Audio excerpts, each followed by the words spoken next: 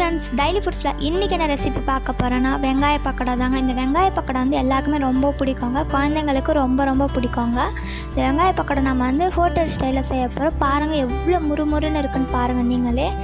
வாங்க எப்படி செய்கிறதுன்னு போய் பார்க்கலாம்.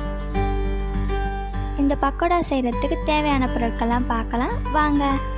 நான் 6 வெங்காயம் எடுத்திருக்கேன். உங்களுக்கு அதிகமாக வேணும்னா நீங்களும் அதிகமாக எடுத்துக்கோங்க வெங்காயம். இது வந்து நான் நல்லா நறுக்கி வச்சுருக்கேன். பாருங்கள் இந்த மாதிரி நல்லா நீளமாக நறுக்கிக்கோங்க. அப்போ தான் நமக்கு வெங்காய பக்கோடா வந்து நல்லா முறுமுறுன்னு இருக்கும். வந்து இந்த மாதிரி நறுக்கிக்கோங்க.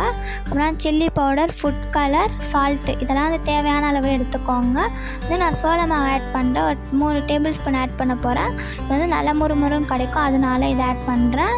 அப்புறம் வந்து கடலை மாவு வந்து கொஞ்சம் அதிகமாக ஆட் பண்ணுங்கள். அப்போ தான் நமக்கு வந்து பக்கோடா நல்லாயிருக்கும். கடலை மாவு அதிகமாக ஆட் பண்ணால்.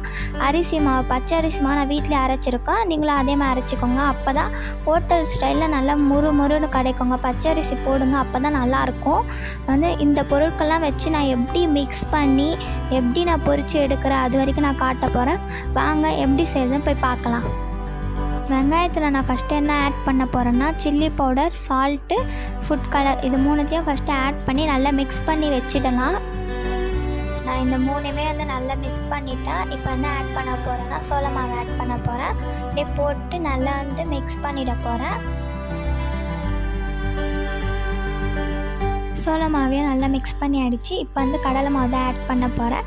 இது வந்து நம்ம கம்மியாக இப்போ போட்டு நல்லா மிக்ஸ் பண்ணிடலாம். பத்தலைன்னா நான் இன்னும் கொஞ்சம் ஆட் பண்ணுவேன். அப்போ தான் வந்து நம்ம பக்கோடா வந்து நல்லாயிருக்கும். அதனால் கடலை மாவு இன்னும் நான் ஆட் பண்ண போகிறேன். இப்போ வந்து இது மட்டும் நான் ஆட் பண்ணி வச்சுட்டேன், மிக்ஸ் பண்ணிட்டேன். இப்போ வந்து நான் வந்து அரிசி மாவு போட போகிறேன். அரிசி மாவையும் நல்லா மிக்ஸ் பண்ணி ஆகிடுச்சு. இப்போ வந்து நான் கடலை மாவு இதில் ஆட் பண்ண போகிறேன். ஸ்டார்டிங்லேயே அந்த கடலை மாவு அதிகமாக போட்டால் நல்லாயிருக்கும்னு சொல்லியிருந்தேன். அதனால் வந்து நான் கடலை மாவு வந்து இன்னமும் ஆட் பண்ணுறேன். இதையும் நல்லா மிக்ஸ் பண்ணுறதுக்கு முன்னாடி கொஞ்சமாக வந்து சோடா மாவு போட்டுக்கோங்க. அப்போ தான் நமக்கு கொஞ்சம் சாஃப்டாகவும் கிடைக்கும், முறுமுறுன்னு கூட இருக்குங்க. அதாவது கொஞ்சமாக சோடா மாவும் போட்டுக்கோங்க. போட்டுட்டு நல்லா மிக்ஸ் பண்ணிவிடுங்க. எல்லாத்தையுமே வந்து நல்லா மிக்ஸ் பண்ணி வச்சுடுங்க. எல்லாத்தையுமே வந்து நல்லா மிக்ஸ் பண்ணி வச்சாச்சு. பாருங்கள் இந்த மாதிரி தாங்க இருக்கணும். இப்போ வந்து நம்ம வந்து எண்ணெயில் போட்டு நல்லா பொரிச்சு எடுத்துடலாம். பொரிச்சு எடுத்ததுக்கப்புறமா பக்கோடா ரெடி ஆகிடுங்க. வாங்க பொரிக்கலாம். நான் கடாயில் வந்து எண்ணெய் ஊற்றி வச்சுருக்கேன். எண்ணெய் சூடானதுக்கப்புறமா நான் இந்த பக்கோடா போட போகிறேன். பக்கோடா எப்படி போடணுன்னா நல்லா உதிரியாக எடுத்து போடுங்க. கையிலே எடுத்து போடுங்க, அப்படியே போடாதீங்க. கையில் எடுத்து இப்படி தனித்தனியாக விழணும் வெங்காயம்லாம். அப்போ தான் நம்ம கடையில் வாங்கினா எப்படி இருக்குமோ அந்த மாதிரி இருக்கும் பக்கோடா. நான் போடும்போது காட்டுற பாருங்கள். இந்த மாதிரி தான் போடணுங்க, பார்த்துக்கோங்க. இந்த மாதிரி தனித்தனியாக எடுத்து கையில் எடுத்து போடுங்க. பாருங்கள் எப்படி போடுறேன்ட்டு.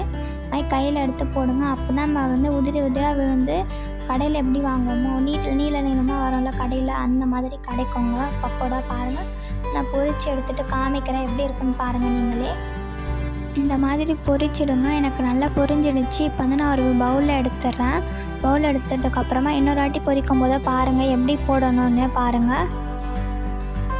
இந்த மாதிரி போட்டதுக்கப்புறமா நல்லா பொரித்து எடுத்துடுங்க. நான் பொரித்து எடுத்ததுக்கப்புறமா எப்படி இருக்குன்னு காட்டுறேன் பாருங்கள். நான் எல்லாத்தையுமே வந்து பொரித்து எடுத்துட்டேன். பூண்டு வந்து 5 பல்லும், கருவேப்பிலை கொஞ்சம் எடுத்து நல்லா தாளிச்சிட்டு மேலே போட்டுருங்க. வாசனையாக இருக்குங்க. பாருங்கள் நான் உடச்சி காட்டுறேன் எப்படி இருக்குது பாருங்கள். ரொம்ப முறுமுறுன்னு இருக்குங்க. அவ்வளோதாங்க, நம்மளோட பக்கோடா ரெடி ஆகிடுச்சிங்க. இந்த மாதிரி பக்கோடா நீங்களும் வீட்டில் செஞ்சு பாருங்கள். உண்மையிலேயே வந்து நல்லா முறுமுறுன்னு இருக்குங்க. இந்த ரெசிபி உங்களுக்கு பிடிச்சிருந்தா லைக் பண்ணுங்கள், ஷேர் பண்ணுங்கள், கமெண்ட் பண்ணுங்கள். தேங்க்யூ, பாய்.